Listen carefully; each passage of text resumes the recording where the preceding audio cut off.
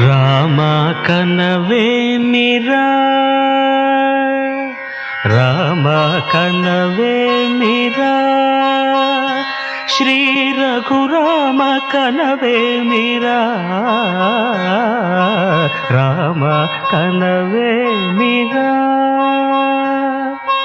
రమణీలలామ నవలావణ్య సీమ ధరాపుత్రి సుమగాత్రి ధరాపుత్రి సుమగాత్రి నడయాడి రాగా రామ కనవేమిరా.